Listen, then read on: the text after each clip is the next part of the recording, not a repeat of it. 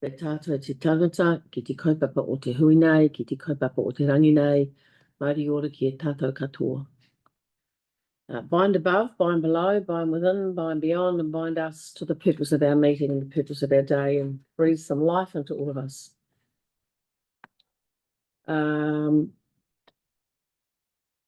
We'll begin with some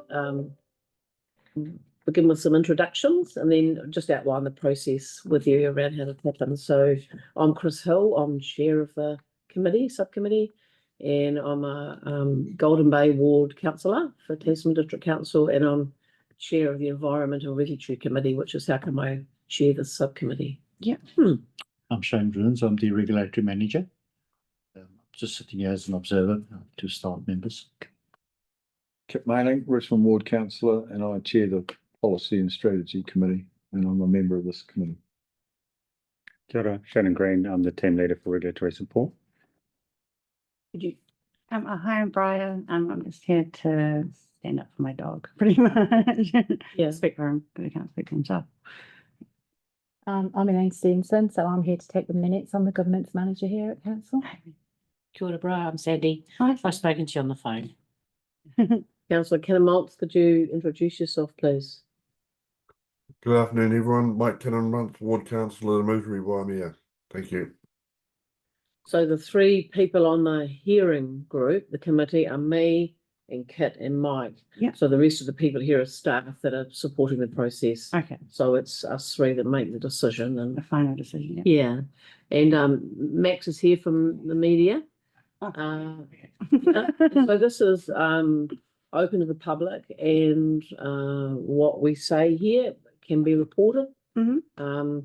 The meeting's being recorded and will be available on council's YouTube channel, so people can watch the meeting. But it's important that you know that Yeah. it's a public thing, that Yeah. Yeah. you know whatever we say Yeah. is said publicly and can be Yeah. Yeah. reported in an article. And I think sometimes articles come out after the event and people are surprised that what they've said verbatim appears there. So it's good that you know that. Not to caution you about what you say, but just, Well, just that means there's backup for what Yeah. eventual. And who else is on Zoom is Shannon, Shannon, another staff member. Shannon Gooley. Yeah, so just two people on Zoom. Okay, great. Thank you. We've got Max in the corner. Yes, I thought I'd mention that. And in terms of the process, so you've had access to the report? Yeah. Yeah, and I've read it all. Yeah. Great. So the process is that you'll have an opportunity to speak to us and make a statement. Mhm. And Shannon will explain the council's position and how come council have taken the position it has. Then you'll have a right of reply. So things that Shannon brings up, you better respond at that time. Yeah. To those. Is that after my statement? Yeah, so you get to speak. Mm. Shannon will speak on behalf of the report. Yeah. And then you get another say. Okay. Yeah. Okay. And then after that, and we can ask questions at any time. Yeah. Through that. And then what we're going to do is the meeting will be adjourned. And so I'll ask Max and to leave, and you and Bubba Yeah. Yeah. need to go. Yeah. Yeah. And if anyone had come on Zoom, then they would need to go in the waiting room. And some staff will stay here. And then we make our decision. Yeah. And then we restart the meeting. And so you all are welcome to come back in. Max, that's a change to how things have been processed in the past. So you're welcome to wait outside and then come back in, and then we'll make a decision. Yeah. Okay. Okay, so Alrighty. any questions about the process? No, that was pretty straightforward. Just make a clarification. For this one, Sandy's speaking to the report. Oh, cool. Great. Thanks, Sandy. So over to you, Bob. Okay, awesome. Hello everybody. My name is Blair Hughes. I'm the owner of Boy, who's a tan white massive cross. As you all may know, Boy was involved in an altercation whilst I was unable to be there. Jean Love, my friend's mother, had offered to take Boy on regular walks with me as I had a young baby, and was feeling like I wasn't giving him enough exercise and attention. It is my understanding, even though I'm aware he inflicted the wound, there was a third dog involved and both dogs attacked him first. So it was his form of self-defense. He was bigger and them giving him the advantage to protect himself. Otherwise, I doubt he'd be able to. This is the only altercation or form of aggression he's ever shown another dog, animal, or person, to my knowledge. As soon as I found out about the incident, I took Boy to meet Darren Leader, the Tasman District Council Ranger at the dog pound in Richmond. He was pleasantly surprised at Boy's relaxed nature and how uninterested in the multiple dogs barking at him in the cages he was. Darren mentioned to check out his service request on Boy's case as he's written about his interaction with him. We've spent all summer going to the beach and rivers most days where he makes new dog friends with ease. Yeah, that's okay. I know it's a, Overwhelmed. yeah. Take your time. Yeah. Thank you. With 4 children, 1 under 2, 3 cats, 10 plus sheep, 10 plus chicks we live with, and has numerous dog friends in the region. Would call him anything but menacing and aggressive, and he's very well socialized. I grew up on my granddad's cattle farm, watching him train numerous working dogs my whole life. Not only did it make me understand dog behavior, I understand what it means to be a good dog owner and a responsible one. If I agreed he was menacing, I'd take full responsibility and I wouldn't be sitting in front of you right now. I have 100% trust in Boy that this won't happen again because I know my dog and how good his recall is. Plus, he's only getting more calm and mature with age.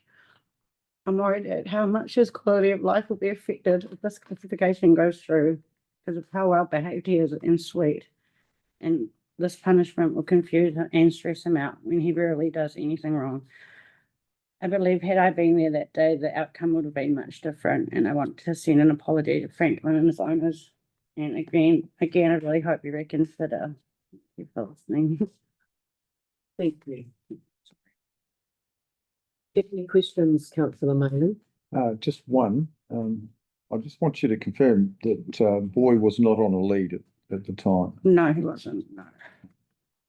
It was in an unleashed area though. We don't have to have them on leads. No, but I've also got a letter from my landlord, well, just saying, like, because she's obviously lived with him, and a neighbour has also emailed me a letter that I can send to maybe Sandy about living next door to him. Yeah. Because they've got cats and chickens and have like friends that show up with dogs and so we've got so that's an outsider's perspective of him. Yeah, Yeah. sure. Would you like to table that letter, Elaine?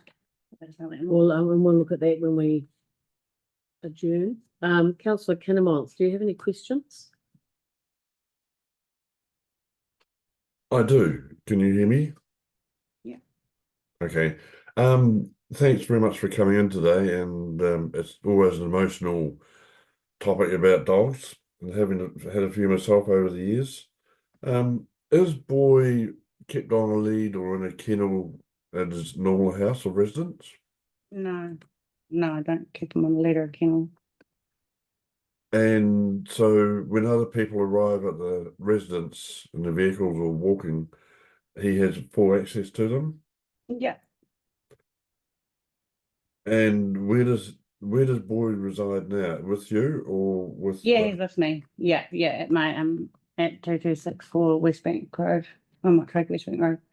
There's a few different people that live on the property. Our area is fenced in, but I don't often close the gate. And the next door neighbours have regular visitors, and we share like a visitor car park. And one last question. Do you dispute the events that have happened? I wasn't there, so I just can't even. Yeah, I don't even know.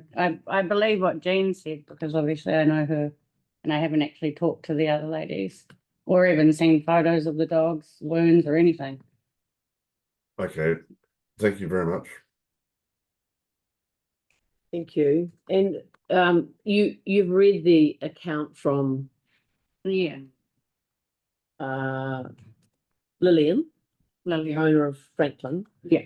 And there's quite a different story, Very different story. and that makes things tricky. Mm. So and the woman who was walking your dog was Jean.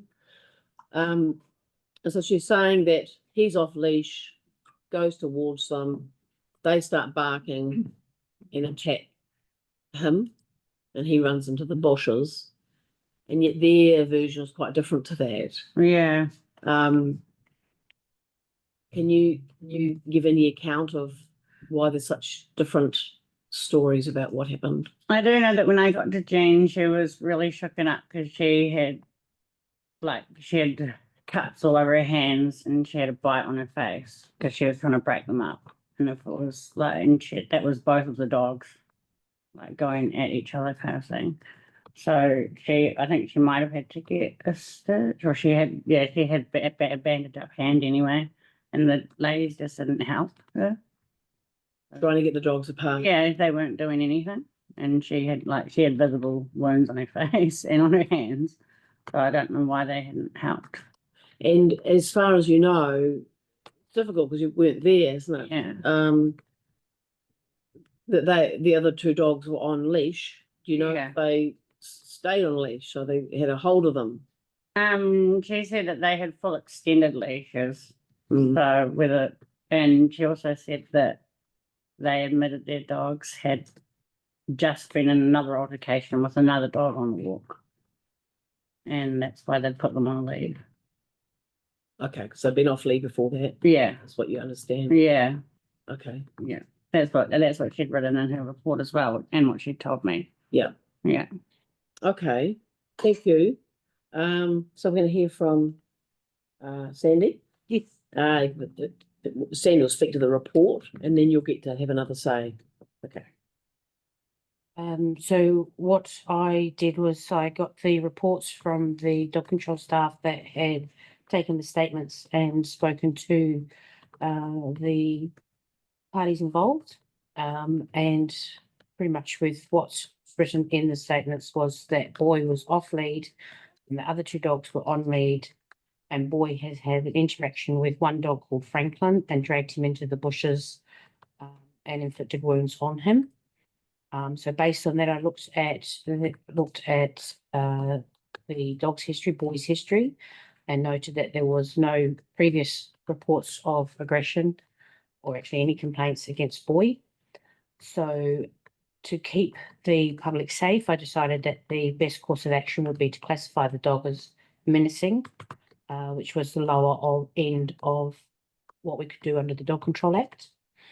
And that would then he'd have to wear a muzzle whilst in public, thereby ensuring that no further incidents could occur. That's what I based the menacing classification on. Thank you. That's amazing. Did you get any complaints from the other side? The lady who got injured, did she complain at all? No. No.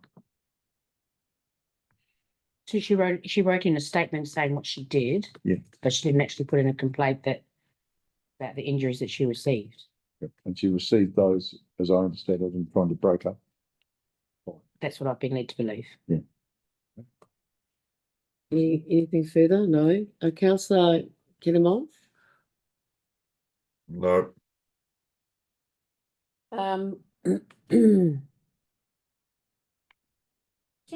I suppose I'm still sitting with, you ask people what happened, you get two conflicting stories or two conflicting accounts of the incident, and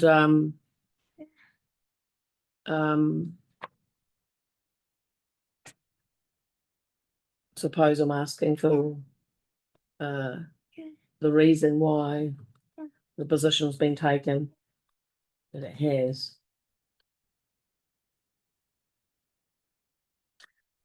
So, because in doing that, because they're so different, you had to go, actually, this is our understanding of what happened.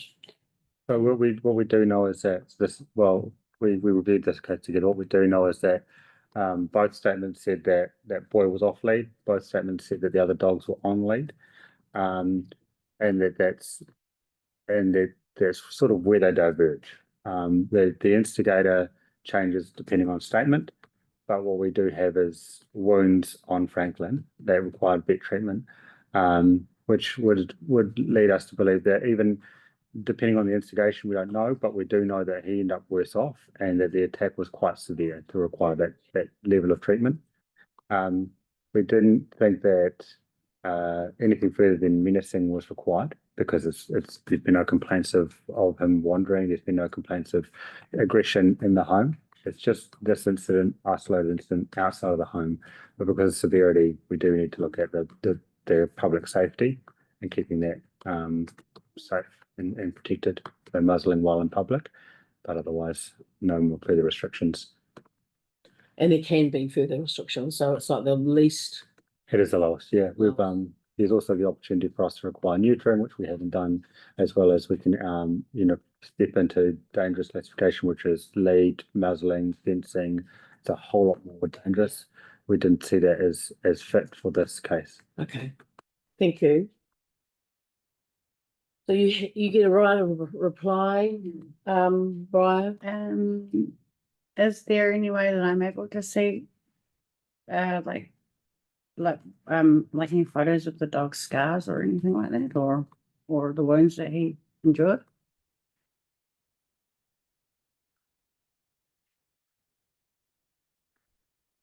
Yes, there is not right now. At the moment, we don't have it on hand, but we can provide those to you. Because I do know that you don't have to do very much to get a high vet bill. You can just walk in and it's $200. Yeah. So that's all good, Shannon, to be able to provide images. Are there images of the wound? I believe there were, yes. Yeah. Sandy? I believe so, yes.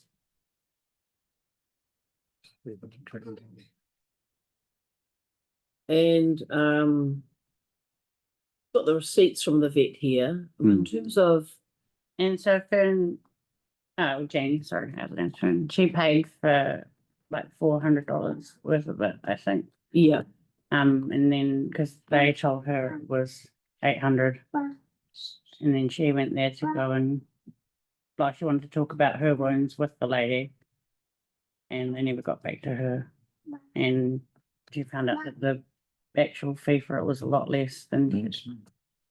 I think that is the case in terms of the amounts. Oh, it is. Oh, yeah. So it is 800. Oh, yeah. Yeah. No, I thought actually what you were. But that's sort of not it. Not the point. It's not something that we're attending to here. Yeah, no, I know. Yeah, I know. But So he's got a drain in his neck. because there was an abscess that formed. Yeah, that would have been draining whatever is, Yeah, oh, that's where it shows where it happened. yeah, okay. So you'll share those photos with. Yeah. Brian, that's a good Yeah. thing to do, I think. Absolutely. Yeah. And in terms of this is a question for you later probably, but just in terms of, you know, they don't get statements from a vet sort of describing what the wound was. It's more that happens in the moment, I guess, and there's just the receipts and invoices. Is there anything else you'd like to say before we adjourn to deliberate? I think I've already. Yeah. Yeah. Okay. Yeah. Thank you. So with that, going to adjourn the meeting now. Are you? Will you wait outside and come back in, Max? You can do. Hard to know. Okay. I might make up. Yeah. Madam Chairman, can I ask? So a question? and will you? Oh, I'll just wait out. Yeah. Yeah, if you just wait outside, and then we'll if you'd like to come back in, we'll let you know. Yeah. Okay. Thank you. Oh, thank you. Can I ask a question of Brian before she goes? Oh, yeah. Oh, okay. Yeah. Sure. Sorry. You still there, Brian? I'm here. Okay. Boy got free roam around your section, which you've got a large section in West Bank Road. Yeah, yeah. How often does he leave and go into other people's properties or for long walks down the riverbank? That sort of. Never. He never does. He So stays, yeah, he just stays with me, and I can even just leave him there and tell him to stay home. The door open and the gate open, and he just is still sitting inside when I get home. So if he was told to be muzzled outside of his home address, it would have virtually no effect because he's 100% residing at your address 2264 West Bank. Would that be correct? Yeah, well, I take him with me, like whenever when I take him dog walks and stuff. Like, is that what you're meaning? Like, does he just stay there 100% of the time? Yeah, I'm just trying to get a feel of how much time he spends away from your house. Oh, right, okay. Oh, yeah, I take him out. I try to take him out at least once a day somewhere. And do you put him on a lead when you're out with him? Yeah, yeah, it depends where we are. Like, if we're down places where if there's not that many other dogs, then I won't. Yeah, if there's another person with a dog on a lead, I'll always put them straight on the lead because obviously their dog needs to be on a lead. So I just assume that he needs to be on a lead as well. But if their dog's running around, then I'll let them have a sniff because then it's like equal, I suppose, an equal meeting. Like it's just I'll try and just follow the dog rules as much as possible, which is just meet the dog how. Like, just have your dog, how the other dog you're meeting them is, I suppose. So I always have my lead with me, in other words, if we're out and about. And if we're at a place where he needs to be leaded 100% of the time, then he's on lead. Thanks, Brian. Sounds like you're a good dog owner. Cool, thank you. Thank you. Yeah, no, but I just think it's a, yeah, so it's a process thing, I think. Yeah. Okay, thank you. Cool, thank you. See you in a little bit. Okay. Yeah. Thank you.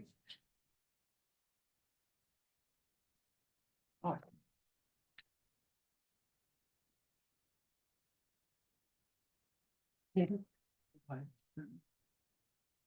Yeah, that's right. Oh, sorry.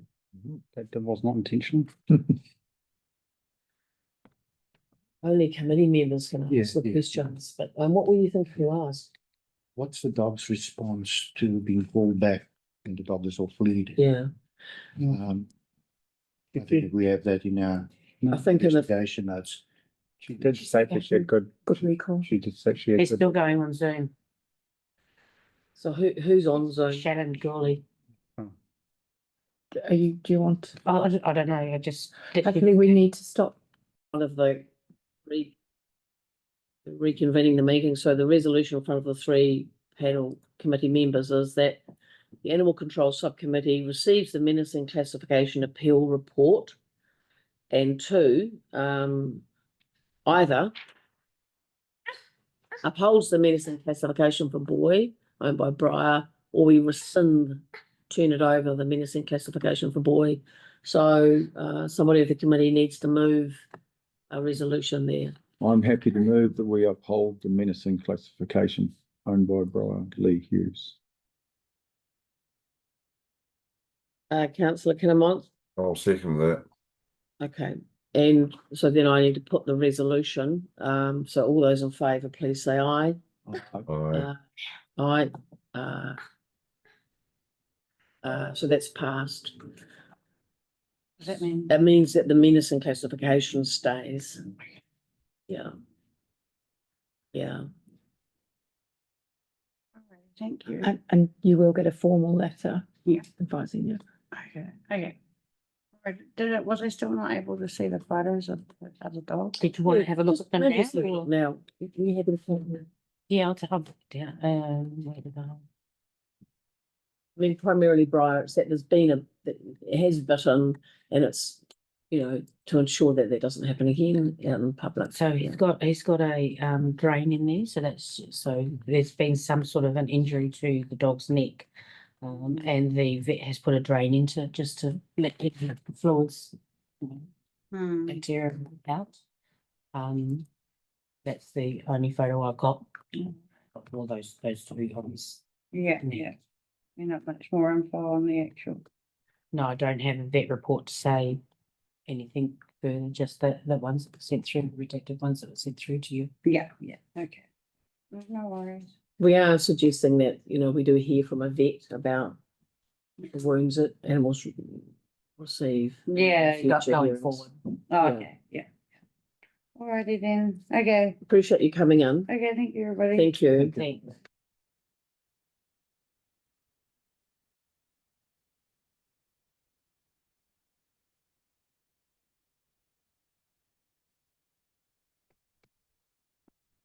Is there anything further? It's still fast recording. Okay. Well, thank you for your contributions and putting this together. I'll close with karakia. Kia hora te marino, kia whakapapa pounamu te moana, aroha atu, aroha mai, tēnā tātou katoa. Kia ora everybody, thank you.